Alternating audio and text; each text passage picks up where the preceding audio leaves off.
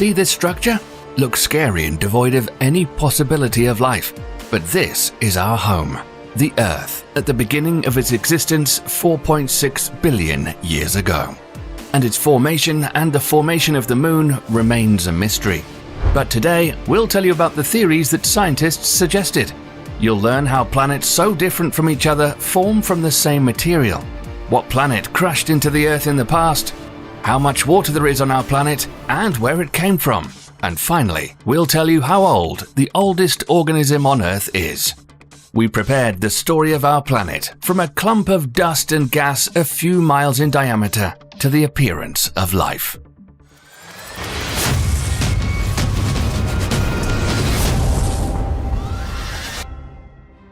When the Sun was created, gases and other materials around it started colliding with each other and forming small bodies called planetesimals.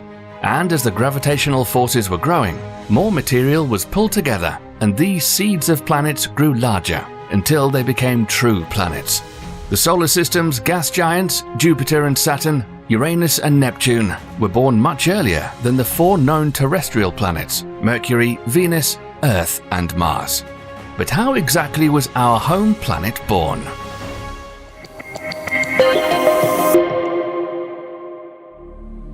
The Earth's story started about 4.6 billion years ago in a disc-shaped cloud of dust and gas rotating around the early Sun. And we know it was that long ago because of the fossil record, one of the most simple methods to determine the age of our planet.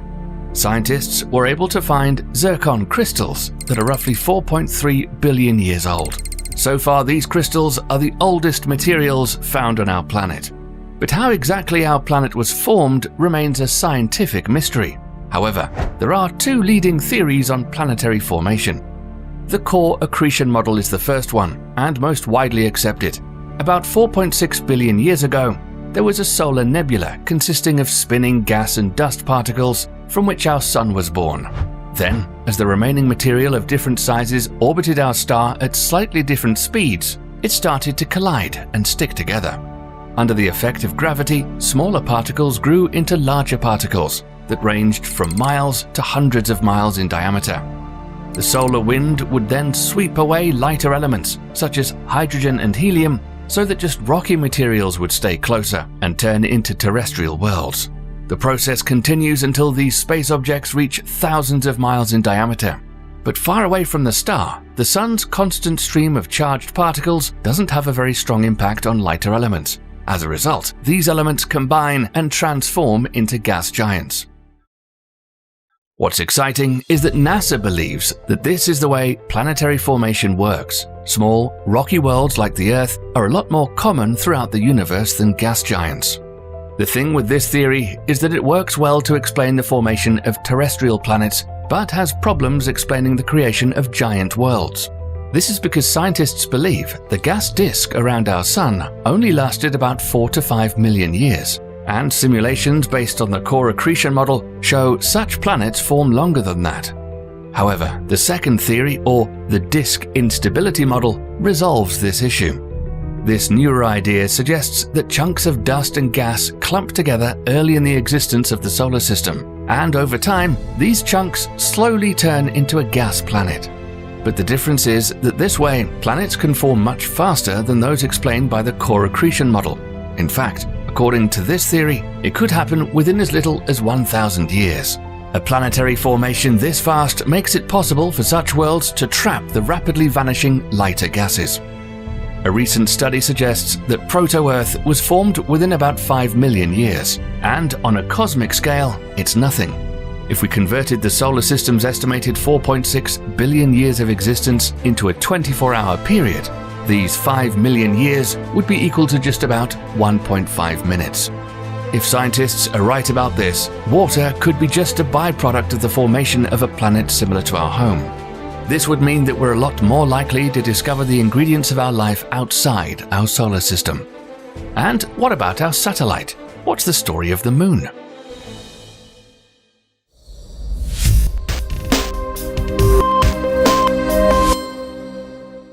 Astronomers have proposed many hypotheses for the origin of our satellite, and some of them are quite bizarre. The fission theory suggests that the Moon was once part of our planet. When the Earth was still a hot ball of spinning lava, it may have ejected the material our satellite is made of now. While most scientists remained skeptical because of how fast our planet must have been spinning to make this happen, it would have been a breathtaking phenomenon to observe. The capture theory is yet another interesting idea, suggesting that the Moon could have been captured from a different part of the solar system. We already know that some worlds have gained their moons in such a way. Perhaps before it was attracted by our planet's gravitational pull, the Moon was orbiting Venus. Still, this wouldn't answer the question of why the Earth and the Moon have almost identical oxygen and isotope ratios. But the next theory could. Some astronomers think our satellite was created side by side with the Earth. The idea is that both were formed at about the same time, from the same gas and dust, and at the same part of our solar system's protoplanetary disk. The theory is called co-formation, and it fits because of the isotopic similarities between the two space objects, but at the same time, it cannot explain the difference in the size of their iron cores. The leading and perhaps the most mind-blowing theory is that the Moon was born as a result of a giant impact with a different celestial body. There's a chance that Earth wasn't the only planet that was forming 150 million kilometers from the Sun. Earth's creation may have been accompanied by another planet dubbed Theia. This strange world must have been smaller than our planet, just about the size and mass of Mars. At first, it could have had a stable orbit, but as Earth increased its mass by gathering more material, Theia's orbit was destabilized, and so it swung back and forth towards our planet until, eventually, the two protoplanets collided. The speed of collision was low, so the Earth wasn't destroyed. However, the impact must have created a disk of debris of molten rock and hot gas that became the building blocks of the Moon. Both Theia and the Earth could have been composed of a combination of materials, and more of the lower density splatter would eventually transform into the Moon. If this is the case, it explains why our planet has a higher density and thicker core than our satellite, and why the Earth and the Moon spin the way they do around each other. But let's get back to Earth. Throughout the next 500 million years, the Earth resembled a ball of a molten surface, volcanism, and asteroid impacts. And several things made it extremely hot: gravitational compression, radioactive decay, and asteroid impacts. A big amount of this initial heat is still there, deep inside our planet. But as it cooled, minerals started to crystallize, and because of the different densities of materials, the crust, mantle, and core were formed. So how did water appear on a hot rock floating through space?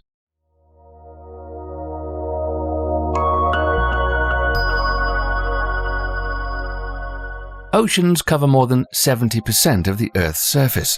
This is 1.386 billion cubic kilometers of surface water or ice.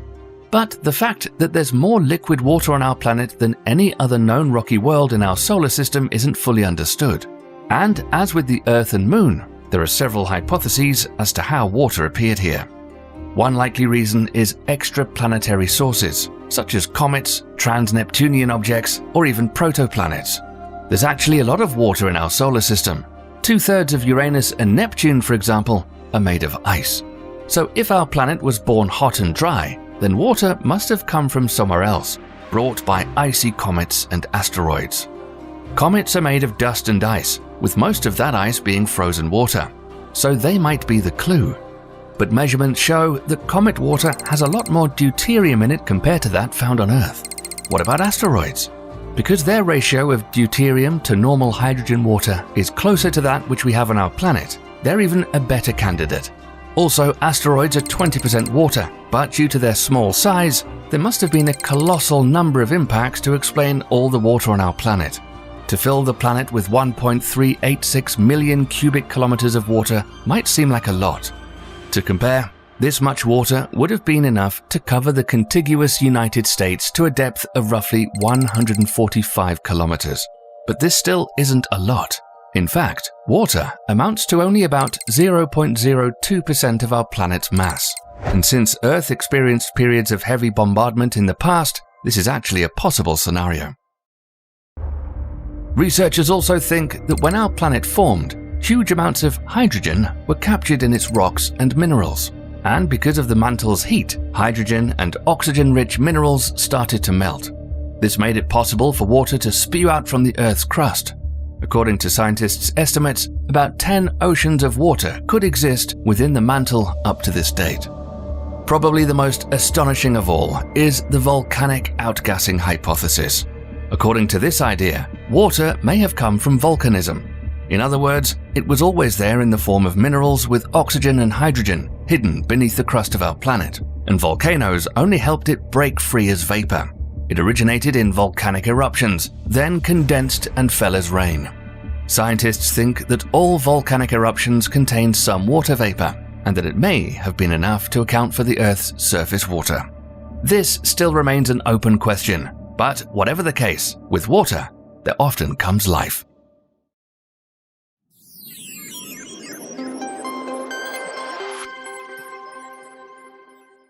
Life most likely began during the late Hadean or early Archean eon that lasted from 4.0 to 2.5 billion years ago.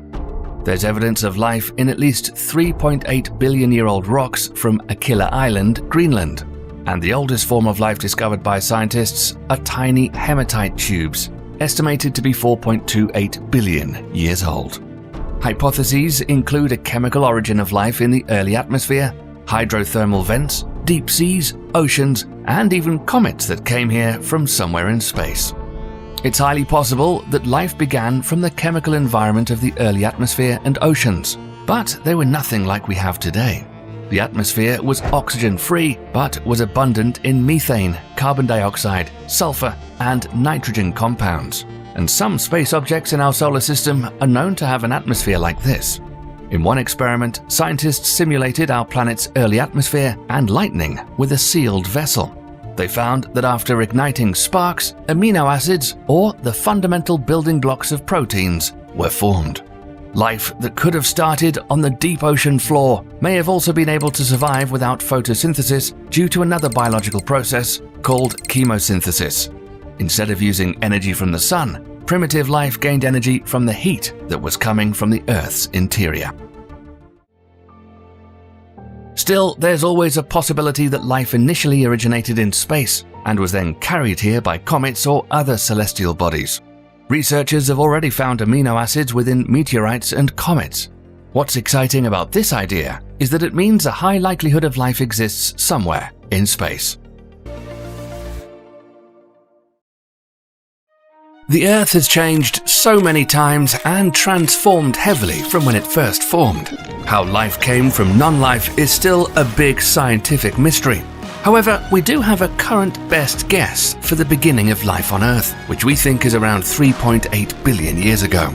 But before we get into that, let's start from the beginning and take a trip back in time. The Earth didn't always exist, and it wasn't always hospitable for life. Approximately 4.6 billion years ago, our solar system was just a cloud of dust and gas known as a solar nebula. And around 4.5 billion years ago, the solar system settled into its current layout. Earth's rocky core formed first with heavy elements colliding and binding together. Dense material sank to the protoplanet's center, and lighter material built up the crust. The Earth suffered a huge impact sometime during its formation that catapulted pieces of the young planet into space and formed the Moon, which took up orbit around the young planet. This was known as the Paleo-Archean era, when the Moon was still very close to Earth and likely caused huge tides of more than 300 meters high. Hurricane-force winds blasted through the planet, and the evolutionary process began. The new Earth was a hellish place during this time. The flow of the mantle beneath the crust caused the movement of large plates of rock on the planet's surface. Collisions of these plates created huge mountains and volcanoes that continually erupted, shooting out huge amounts of lava and gases, and the reefs were created in the oceans. At this time, the protoplanet barely had an atmosphere, but as the planet cooled, gravity captured those gases from the volcanoes. Water was deposited on Earth by collisions of many comets and asteroids. One other key thing for life to emerge on our planet, aside from water, is where it lies from its star, the Sun. Earth sits in what's called the Goldilocks zone, which puts it close enough to the Sun to allow liquid water to exist on the Earth's surface. Before life even began or had a chance on Earth, radiation from our star was the primary source of energy on our planet, just as it is today. The early Earth had very little oxygen, if any at all, and it's theorized that solar energy provided the jump start that transformed simple organic molecules into more complex ones, transforming them into the building blocks of biology and life. Life likely developed in undersea alkaline vents and was probably based on ribonucleic acid, a nucleic acid which is present in all living cells rather than deoxyribonucleic acid, an organic chemical containing genetic information and instructions for protein synthesis. At some point during this time, a common ancestor gave rise to two main groups of life, bacteria and archaea, although exactly how this happened is still uncertain. For billions of years, tiny microbes and single-celled organisms evolved and began feeding on methane around 3.6 billion years ago. And at the 3 billion year mark, evidence of viruses were found. However, some argue that viruses could be as old as life itself. Sometime during Earth's early history, the planet took a turn towards habitability when a group of microbes known as cyanobacteria evolved with the ability to turn light and water into energy and released oxygen in the process. Dissolved oxygen caused iron in the oceans to rust and sink to the sea floor, which formed striking red-banded iron formations. But between 2.4 and 2.1 billion years ago, something incredibly remarkable and disastrous took place in this early cycle of life. The poisonous waste produced by these evolved photosynthetic cyanobacteria, oxygen, built up in the atmosphere, causing anaerobic bacteria to die off, leading to the Earth's first mass extinction, which some call the Great Oxidation Event. How can oxygen be toxic, you might be asking? Oxygen became toxic because of the high levels and overwhelmed the natural antioxidant defense system of any living microbe or bacteria at the time. Basically, these cyanobacteria in the form of algae ate themselves to death and caused a global extinction. But the worst was about to come. Around 2.3 billion years ago, the Earth froze over as the possible result of the Great Oxidation Event, and volcanic activity on the planet slowed down. Over time, the ice melted, which resulted in more oxygen being indirectly released into the atmosphere. This gave way to the Neoproterozoic era, where protozoans such as Paramecium, amoebas, and Melanocerilium evolved. The first animal cells were different from plants, and these cells began feeding on plants and became the first herbivores. But during this era, the Earth froze again at least 2 more times, which stunted evolutionary development. However, life finds a way, and during this time, fungi, worms, and other small bilaterally symmetrical animals survived and evolved. Fast forward to the Paleozoic era. Complex life forms began to develop, including fish, arthropods, mollusks, and echinoderms. Plants started to show up on the surface of the Earth, and air-breathing animals started to walk, crawl, and slither on land. Meanwhile, sharks, horseshoe crabs, and starfish began to fill the oceans. At the beginning of the Devonian period, insects started to take form, and ferns were the common land plant. A prehistoric, jawless fish with bony armor called the cephalaspis, and crabs, large sharks, hagfish, and ratfish evolved. This gave way to the Carboniferous period, where the climate on Earth was thought to be tropical, with little change during the seasons, and gave rise to a new wave of strange creatures. Plants covered the Earth during this time, and the organic deposits of plant debris formed the world's first coal deposits, which humans are still burning today. The growth of these forests increased oxygen levels in the atmosphere, which peaked to around 35% compared to the 21% it is today. This alone might explain the size of the giant creepy crawlies that emerged. Some animals and insects may have developed in water and grew bigger as a way to protect themselves against the high levels of oxygen at the time. One of those were giant insects called Meganeuropsis, which closely resemble modern-day dragonflies, had wingspans of 63 to 68 centimeters, and could be seen in the skies during this period. One incredibly detailed fossil of a huge dragonfly that died 320 million years ago was discovered to have a wingspan of 0.75 meters. Deadly poisonous centipedes, 2 meters long, crawled around with mammoth cockroaches and scorpions as big as 1 meter long. Amphibians began to diversify, and reptiles evolved into forms much like modern-day lizards with a backbone, allowing them to live and move on land. These amphibians were also huge, and some species were predatory, resembling modern-day crocodiles, armed with sharp teeth and reaching lengths of almost 6 meters long. And like modern-day crocodiles and alligators, some evolved to have a thicker, scaly skin, which solved the problem of their bodies drying out if they were out of the water too long. And for the first time, amphibians evolved to lay amniotic or air-breathing eggs on land. And that changed everything, since these animals could now live out of and away from water sources. The Carboniferous period gave way to the Permian period that began approximately 300 million years ago, just 50 million years before the dinosaurs.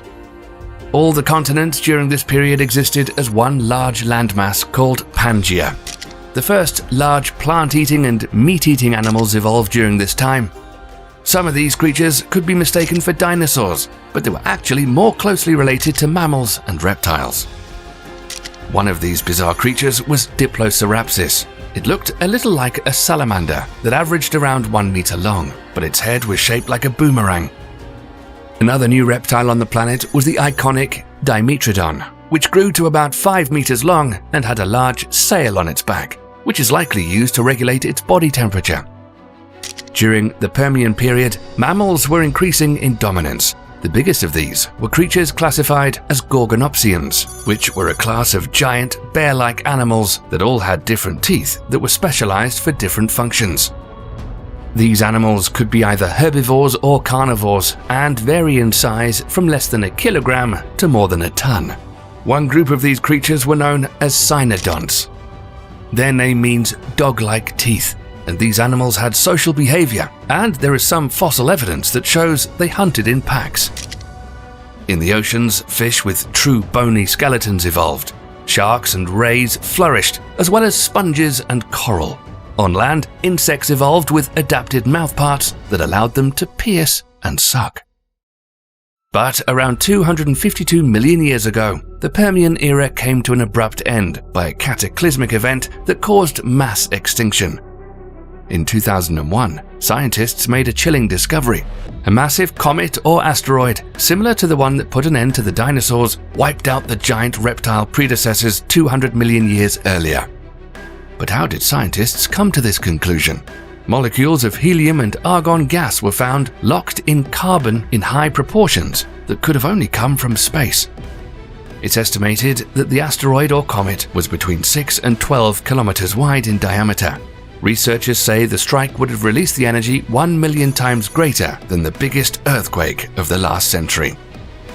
Aside from this discovery, there's some evidence that current-day Siberia and China experienced volcanic eruptions on an unimaginably massive scale, and those eruptions created dust and ash clouds that blocked out sunlight. Not only that, but over 1 million years, 3 million cubic kilometers of lava poured out of the ground, covering the entire planet in a layer 10 meters thick. The asteroid impact, combined with volcanic activity, was the proverbial blast from a double-barreled shotgun. The Earth was once again a very unhappy place. The combination of these two events resulted in what's called the Great Dying. 90% of all marine animals and 70% of all land animals that were alive during this time perished.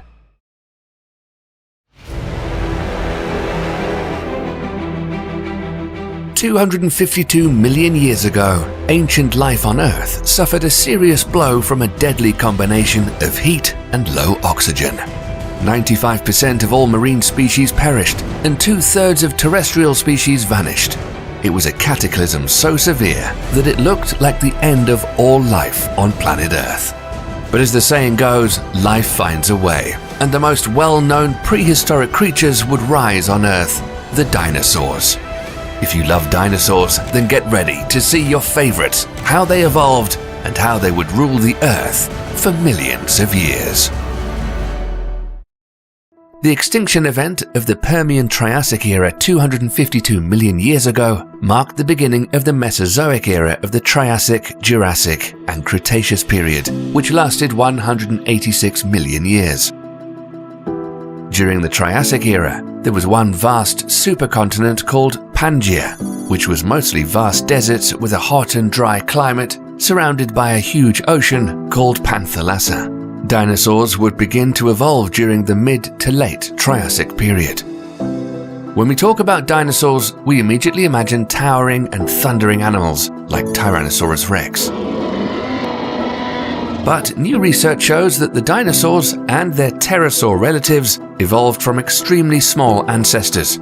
Proof of this theory was discovered in Madagascar, when a newly discovered reptile species was found. Named Congonophone kelly, or tiny bug slayer, it lived some 237 million years ago and stood just 10 centimeters tall. It's one of the first small animals found from the root of the Ornithodora family tree and is an important discovery. The miniaturization event in which it lived served as a survival strategy for early ornithodorans, and wear on its teeth showed the tiny creature preyed on insects. This eliminated the need for them to compete with their relatives for meat. Furthermore, researchers of this tiny dinosaur relative showed that feathers and other fuzzy skin coverings found on the later true dinosaurs and pterosaurs likely originated to protect the tiny dino ancestors from the extreme climate of the mid to late Triassic period when the first dinosaurs evolved. The Triassic marked the rise of the reptiles, mainly the archosaurs or ruling lizards, and therapsids or mammal-like reptiles. For reasons unknown, the archosaurs had an evolutionary edge, muscling out their mammal-like cousins and evolving by the mid to late Triassic into the first true dinosaurs, such as Eoraptor and Herrerasaurus. Dinosaurs were divided into two main branches: Saurischian, which means lizard-hipped, and Ornithischian, or bird-hipped dinosaurs. Eoraptor was at the root of the Saurischian family tree. It was only 91 centimeters long and weighed about 11 kilograms. It had long legs that allowed it to run fast, and its front paws had sharp claws that helped it to grab prey. Herrerasaurus was more advanced in evolution than the Eoraptor because it had a joint in its lower jaw. It had a large skull, and its jaws were armed with the sharp teeth of a carnivore. It averaged in length from 3 to 6 meters and had 5 fingers on each paw with blunt claws. Staurikosaurus was another early true dinosaur that was about 2 meters long with a large skull as long as its femur, and there were 13 to 14 sharp teeth in its upper and lower jaws.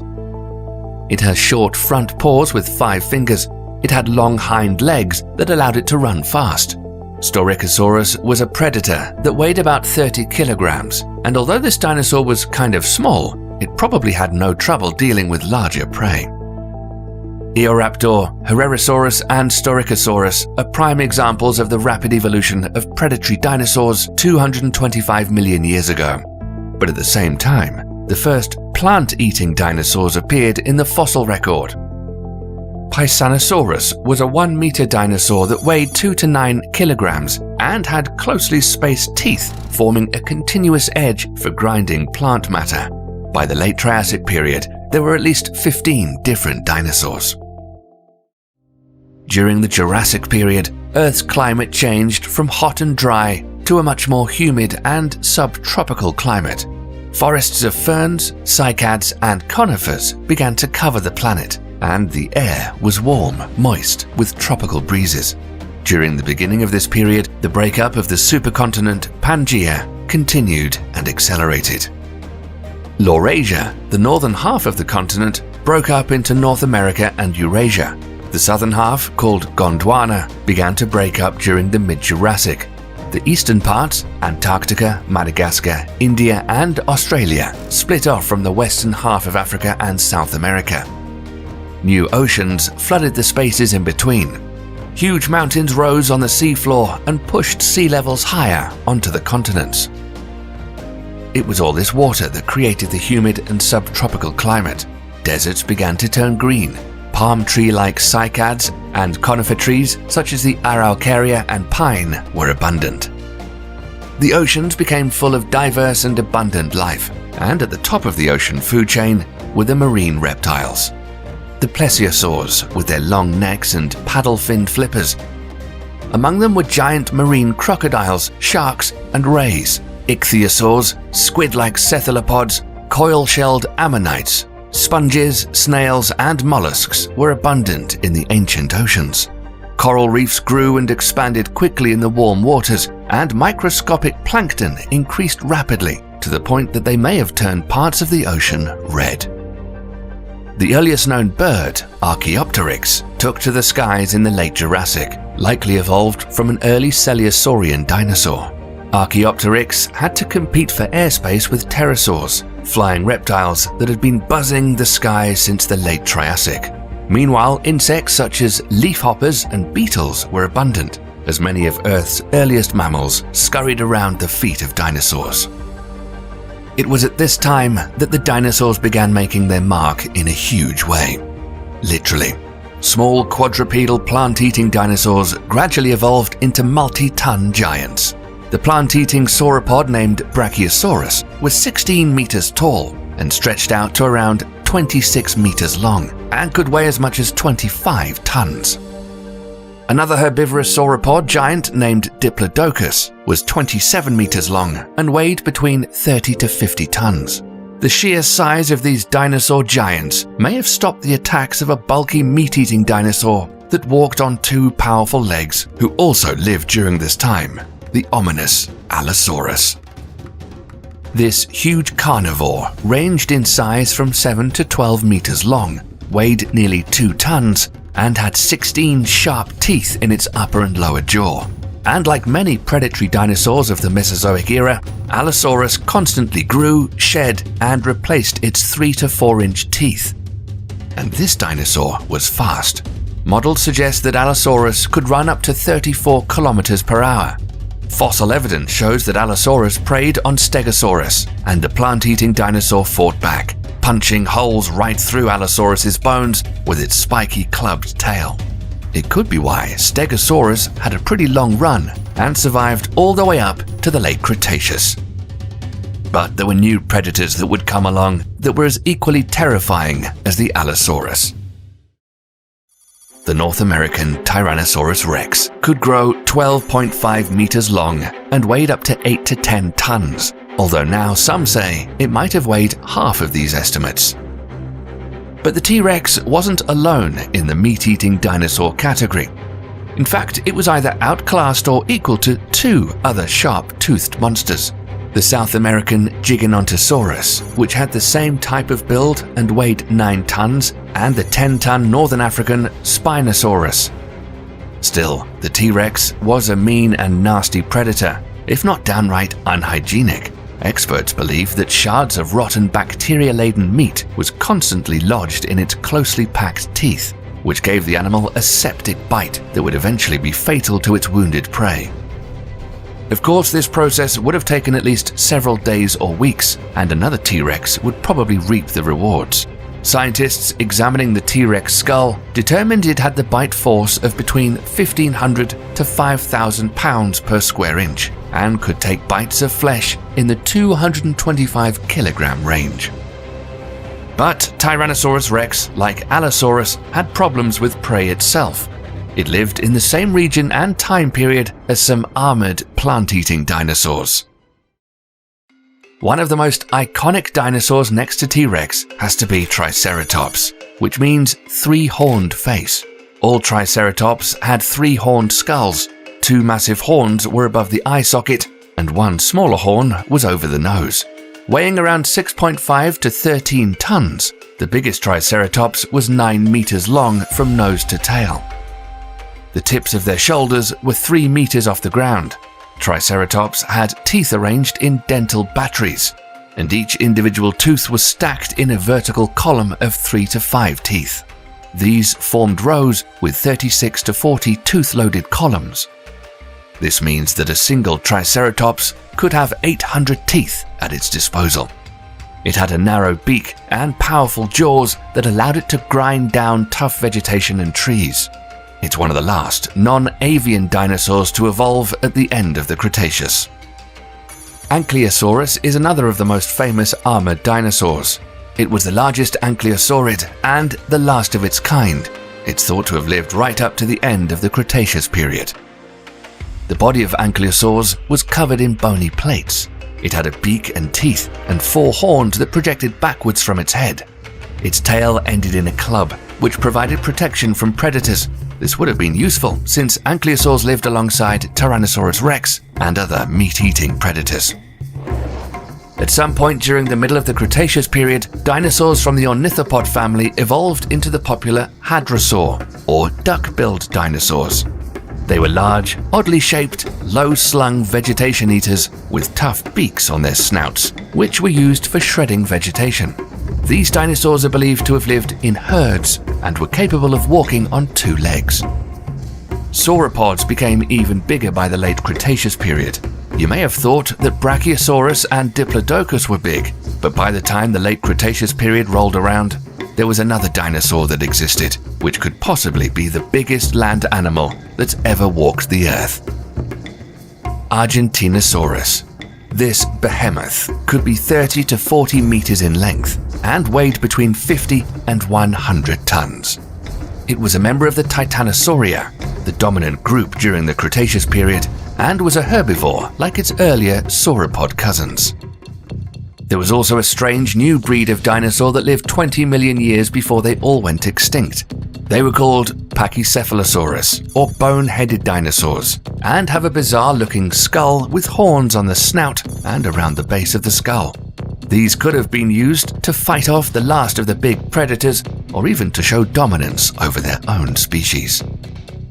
Of course, there are more than 700 different dinosaurs that have been found so far, but not enough time to cover them all in one video. There are some dinosaurs that lived in the colder regions, when they were further south and within the Antarctic Circle during the Cretaceous. During this time, there could have been some snow and ice, and temperatures as low as -10 degrees Celsius during the 3-month-long dark winters. There were a variety of different dinosaurs living in this polar zone. In 2014, a skull section and upper and lower jaw bones were found of a miniature T-Rex called Nanoxaurus hoglandi. It's believed that many dinosaurs had feathers to protect them from the elements, and this tiny T-Rex cousin was about 6 meters long. It's now believed that all species of Tyrannosaurus rex had feathers to protect them from the elements, and Nanoxaurus was no different. Other dinosaurs like the horned and duck-billed dinosaurs, along with other small feathery predators, parrot-like oviraptors, and a small herbivore named Lielanosaura lived in the polar region as well. But their time would soon come to an end. Everyone talks about how dramatically the dinosaurs went extinct, but judging by the whopping 165 million years they survived, they might just be the most successful vertebrate animals to ever exist on planet Earth. In fact, some dinosaur relatives are still around on the planet today. Modern-day birds are, in fact, descendants of feathered dinosaurs, and you might be surprised to learn that crocodiles are the closest living relatives to birds, as they shared a common ancestor. The two groups are the only known survivors of the archosaurs.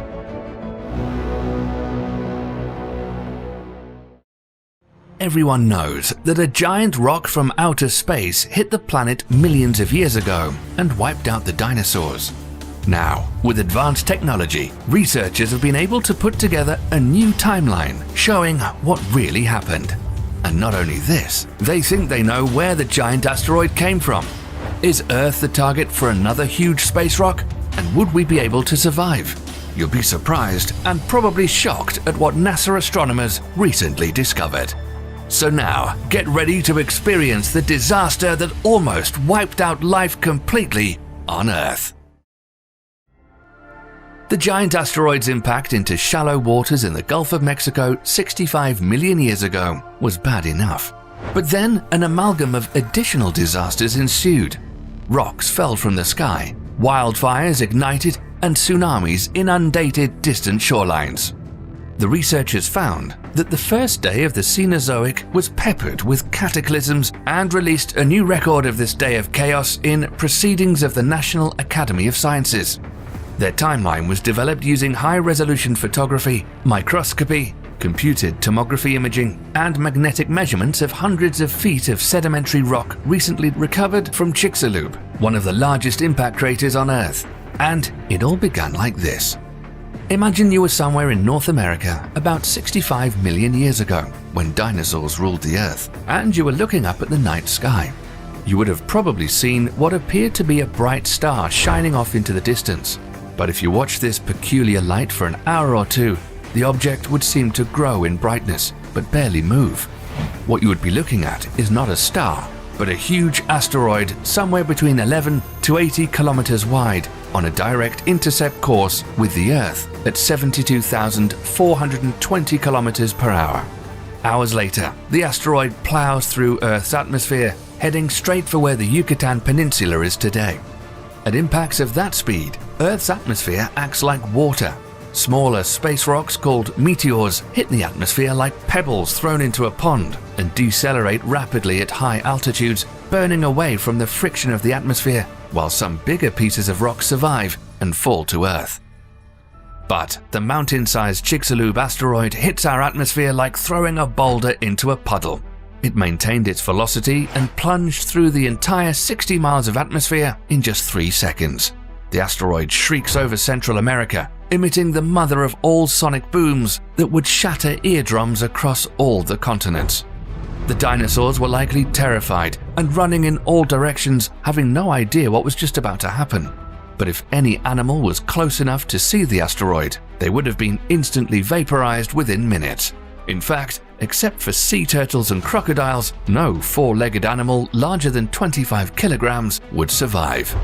The mountain-sized space rock falls so quickly that the air itself cannot escape. Under intense compression, the air heats to thousands of degrees almost instantly. Before the asteroid even hits, compressed superheated air vaporizes much of the shallow sea that covers the Yucatan. Milliseconds later, the rock plunges through what's left and slams into bedrock. In that moment, a chain reaction of events occurs.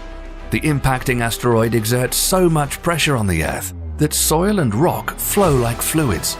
The flowing up and down movement of the Earth is like the double splash of someone doing a cannonball in a swimming pool.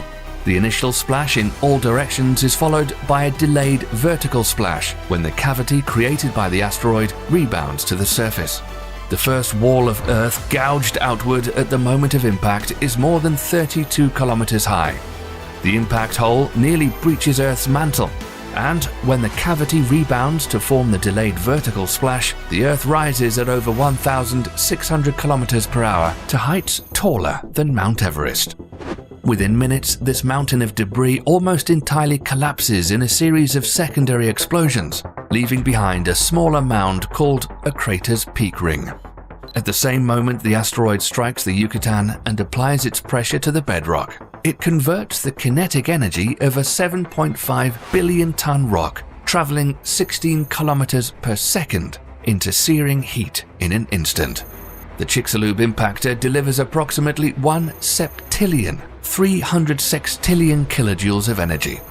More energy than 1 billion Hiroshima atomic bombs.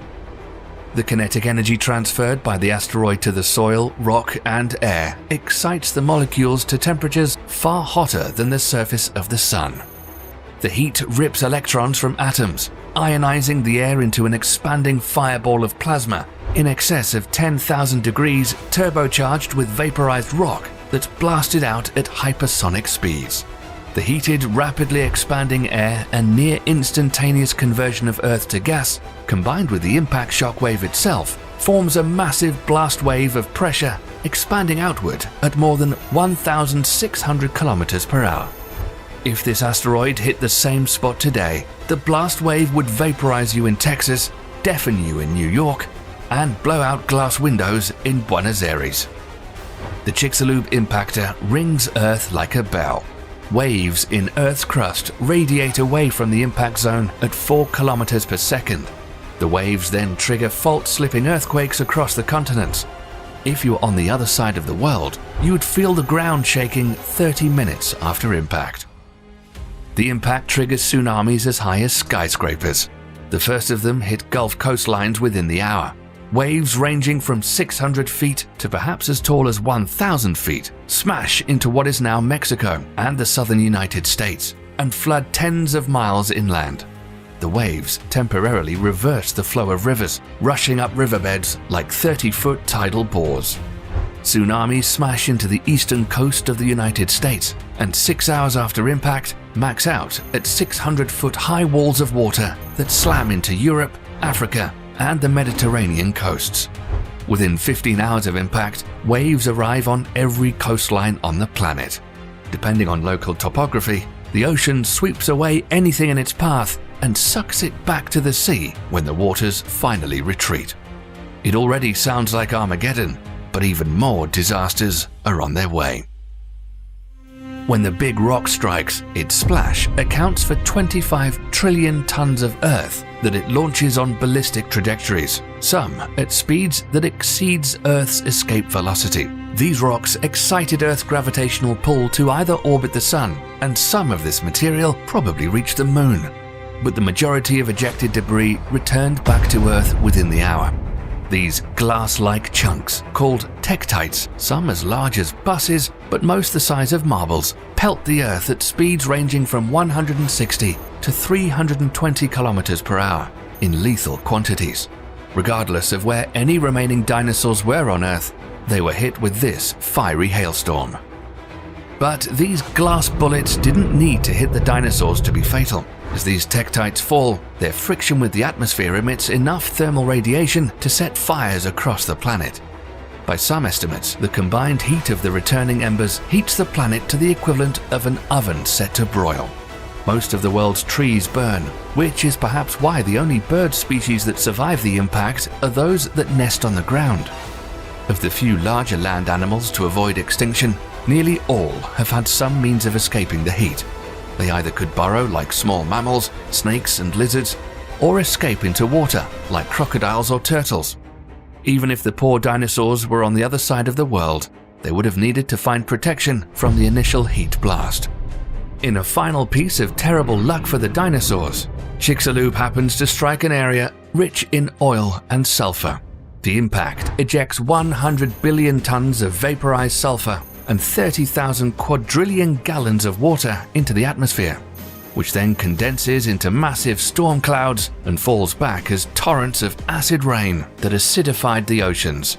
In the higher latitudes, continental-wide snowstorms deposit tens of feet of snow per day. But the global deluge doesn't last long, because in addition to water, Chicxulub vaporizes and explosively ejects 150 football stadiums worth of oil from the Yucatan bedrock. This oil condenses in the stratosphere as a black sooty layer covering the Earth like a coat of black paint. Unlike the sulfur and wildfire smoke, the carbon circulates high above the cloud layer, stopping it from raining back down. And that becomes another big problem. The soot layer remains in the atmosphere, reducing the amount of sunlight that reaches Earth's surface by 90% for at least 2 to 3 years. The initial oven-like heat brought on by the returning tektites is followed by a deep and long-lasting freeze. Global temperatures drop by an average of almost 50 degrees. The only place on Earth to avoid this deep freeze are Madagascar, India, and Indonesia, which were tropical islands during this time. In the global chill, evaporation almost ceases, dropping rainfall by 80%. Nearly every spot on Earth outside of these tropical islands dries into a desert. Where did this giant rock come from? And is there another one out there headed for us? Researchers using a supercomputer studied asteroid evolution using data from known asteroids. The two-member team of Avi Loeb and Amir Siraj suggested that the Chicxulub asteroid likely originated from the Oort cloud, a sphere of debris at the edge of the solar system. It could have been a much larger comet that was pushed off course by Jupiter's gravitational field and sent close to the Sun, where it broke into several pieces. These fragments can cross the Earth's orbit and hit the planet once every 250 to 730 million years. Judging from this study, it's not a matter of if we could be hit by another giant rock from outer space, but when. On Saturday, December the 11th, 2021, NASA revealed that a 330-meter-long asteroid named 4660 Nereus screamed past Earth around 3.8 million kilometers at a speed of 6.5 kilometers per second. While you might not think this is very close, any slight deviation in its orbit could put it on a direct course with us and smash into the Earth in the future. Astronomers are tracking this potentially hazardous rock and say it'll come within 1.1 million kilometers of Earth on Valentine's Day in 2060. Buy your flowers and get those proposals done early just in case. Keep in mind, the asteroid that caused the Chelyabinsk explosion in Russia in 2013 was just 20 meters in size. The bad thing is that we don't have any known way to defend the Earth from a giant space rock. However, NASA's DART mission, or Double Asteroid Redirection Test, will try to see if a spacecraft can autonomously navigate to a target asteroid and intentionally collide with it, causing a kinetic impact that could push the asteroid off a collision course with the Earth. DART's target is Dimorphos, an asteroid moonlet which orbits a larger asteroid named Didymos. The spacecraft is set to arrive in late September 2022, when the Didymos system is 11 million kilometers from Earth. However, it's estimated that the collision will change the speed of the moonlet by a fraction of 1%. Stopping a 10-kilometer wide or bigger asteroid hurtling towards the planet at more than 72,000 kilometers per second will take a lot more than a small spacecraft impacting it. Perhaps the world would need to try nuclear weapons, like in the movie Armageddon. Maybe you have an idea how we could stop a world-ending asteroid, and you'll become famous. Let us know what you think, and make sure to stay tuned here for more exciting stuff happening in our universe. Thanks for watching.